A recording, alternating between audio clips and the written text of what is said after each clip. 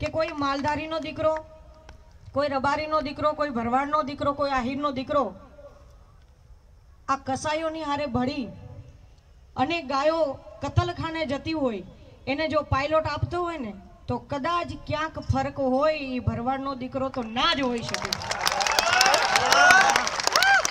કારણ કે તમે કડા પહેર્યા હોય ને એનો તમને ગર્વ હોવો જોઈએ કે અમે કડું પહેર્યું છે ને આ ભરવાડનો જ દીકરો હોવો જોઈએ।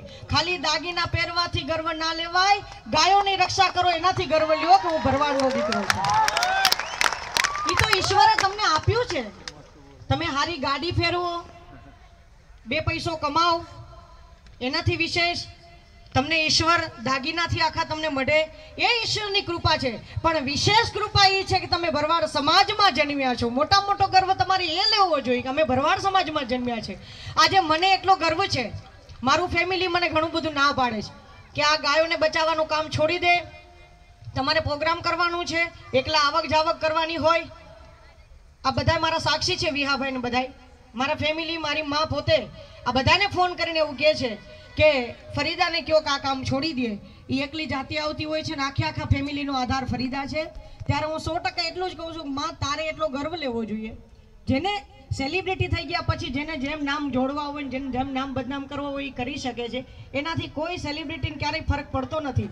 પણ મને એટલી ખબર પડે છે કદાચ ગાયોને બચાવતા બચાવતા કદાચ પ્રાણ છૂટી જાય ને તો એ સીધી જન્નતમાં જઈશ।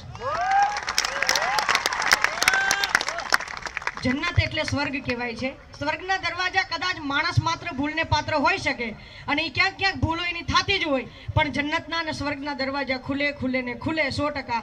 અને મારે બે શબ્દોમાં એટલું જ કહેવું છે, અહીંયા જેટલા હિન્દુના દીકરા બેઠા છો ને એને પડકાર કરીને મુસ્લિમની દીકરી કહે છે કે ગાયને માં કહેવા વાળાની સંખ્યા વધારે છે અને ગાયોને કાપવા વાળાની સંખ્યા બહુ ઓછી છે।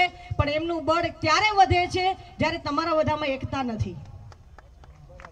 તમે લોકો એક થાશો તો કસાયોની તાકાત નથી કે તમારા ઘરમાં આવીને ગાયને છોડાવી જાય અને બિંદાસ ગાયોને કાપે। કાં તો એક અહીંયાથી કલાકાર તરીકે નહીં, એક ગૌરક્ષક તરીકે હું અત્યારે બોલું છું। પેટી ઉપર બેહીશ ને ત્યારે કલાકાર થઈશ, પણ આજે એક ગૌરક્ષક તરીકે એક મુસ્લિમની દીકરી બોલે છે। તમને બધાને જેટલા છો ને હિન્દુ હોવાનો ગર્વ હોય તો કાં તો એને માં કહેવાનું બંધ કરી દો અને કાં એના રક્ષામાં જોડાઈ જાઓ। આટલું જ વિનંતી સાથે બધાને જેટલા લોકો અહીંયા બિરાજમાન છે, કારણ કે આ બેનર ઉપર એવું લખવામાં આવ્યું છે કે સમગ્ર હિન્દુ સમાજ, પણ એમાં હું એક